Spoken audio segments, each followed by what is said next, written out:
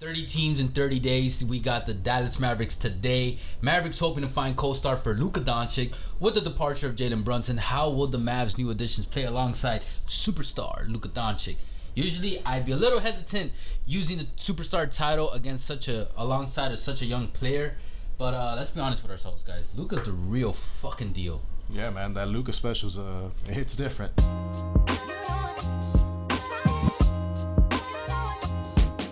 Now, for everybody who don't know, Erwin, please explain to us, what's the Luka special? I don't know, man. That's Devin Booker. That is not what I was expecting you to say. Yeah, nah, I mean, shit. You see all these things on Twitter, man. Like, the way how Luka look at Devin Booker. Nah, man, the only thing I see on Twitter are Doc Rivers likes. Yo, okay. I'm gonna stop bringing it up. For those who don't know, just go on BTD's Twitter. We got a video for you. Just look in the media category and you will be filled in. I almost don't even want to bring it up, okay, the context of it, because I don't want this YouTube video to get flagged. I'll bring it up because I'm just a savage like that. Well, I'll get flagged. Give him like a G version. I guess for the podcast listeners. Okay. It involves pornography. Yeah, exactly. Like, look. In his likes, Doc Rivers, the head coach of the Philadelphia 76ers. Twitter porn hits different, and we're all guilty to, majority are guilty to watching it, enjoying it, whatever it is. But come on, man, our dumbasses are not liking it because we know the fucking algorithm will share it, man. Like, that's very true.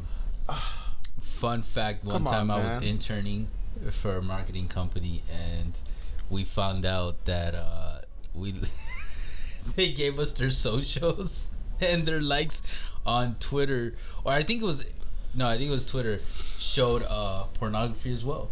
And we were like, did you know, whoever else you guys have on the corporate side handling this, that this is in their likes? And the woman was shocked, to say the least. Maybe she was faking it, maybe it was her, I don't know, but it was so weird. Right. But all right, let's get back to the Mavericks. It's like, look, man, the only thing I'm gonna make it obvious on Twitter that I like is cats. Cats? Yeah, that's it. Be like, oh, he likes cats. I'm like, okay. You know what cat I like?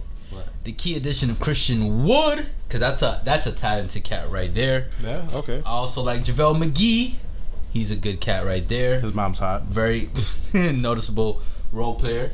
And then they also added Jaden Hardy. Those are the key additions for the Mavericks this year. And the key subtractions, obviously, I think everybody knows, Jalen Money Bronson.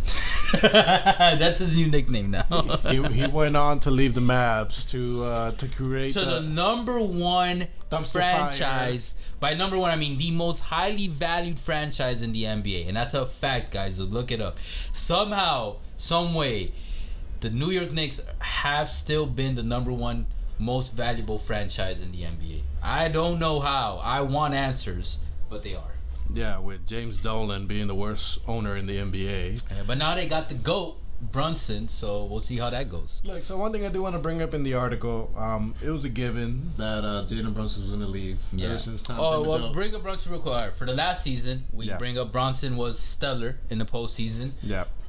Talk about Luka Doncic's Robin. Yeah. But obviously that went away. He took his bag. I give him all the credit. I would have done the same thing.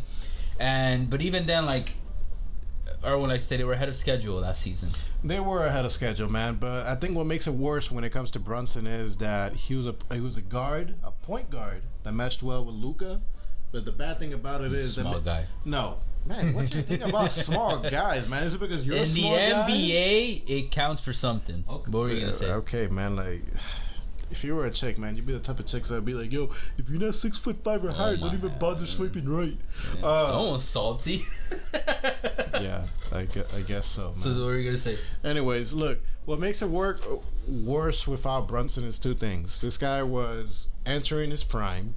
And the second thing about it as well is that they lost Brunson for absolutely nothing. So that's what hurts regarding that. And then they also didn't have Tim Hardaway Jr. last season in the postseason. That's true, and at least good for them. At least regarding the Mavs, they did make a trade for Spencer Dinwiddie in the mid season, and it seemed like he's doing a lot better than how he looked like in the Washington Wizards. And he had some moments. And I told you on the postseason last year when we did a profile for the Mavs, watch out for Dinwiddie. I think he'd be surprising people. He's a good player, and I think he found the right home over there in Dallas. And Christian Wood, yeah, like you said, man, that cat can ball. For a while, it seemed like he might have been a potential star. Yeah. I don't think he's entering his prime right now, 26, 27. So I don't know about a star anymore, but I think maybe he legitimately has the potential. I wouldn't go as far to say I would expect him to, but I do believe that he has the genuine potential to develop into Luka's prominent Robin. That's not good. That's not, well, I mean, he's good, but and they're both tall, well, good sized players too. But that's not gonna cut it if Luka wants to make it to the finals and win the NBA championship. Yeah, but it's one more piece to the puzzle. One more piece. And Mark will do whatever it takes to get another championship, especially to keep Luka happy.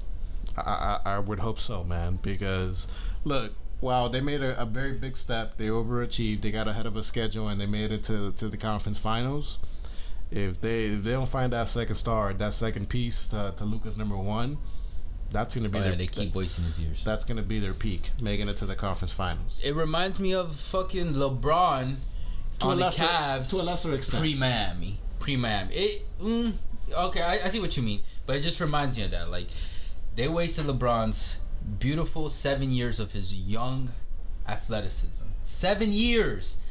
And when you look back at LeBron's chapter in the Cavs before Miami, what names stand out to you? Like, there's a couple names you'll remember. Zydrunas Ilgauskas. There's, I don't know if anyone remembers, Gibson. Booby Gibson. Barajau. Drew Gooden.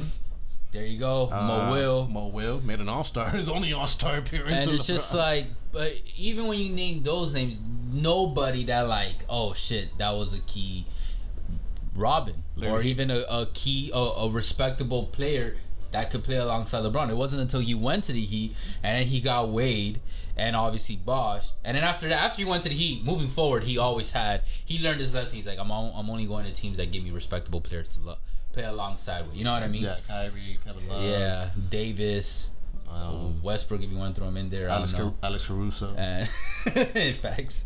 And then with Doncic, I'm seeing the same thing. And it's like, dude. But, dude, it's only been 3 years. Don't waste his year. I know. But, hey, it speaks for itself. And 3 is already, he's going into his 4th. That's already half of the 7 that I just mentioned with LeBron.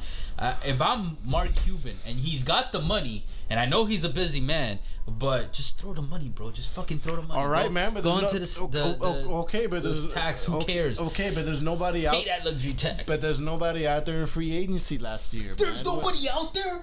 There's nobody out there. Who? Jalen Brunson? Bro. Oh, wow. Bro. Who? John Wall just went to the Clippers. Could have got John Wall. Wow. Even though I don't know. I'm just talking shit, guys, because I don't know what to expect from John Wall, to be honest. Wow.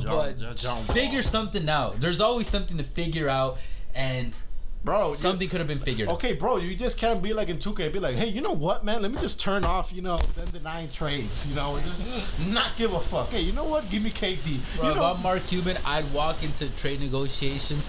I look the owners in the eyes, be like, you know what I got on you, right? You know what I got on you, right? Like, yeah. So I'll give you your money.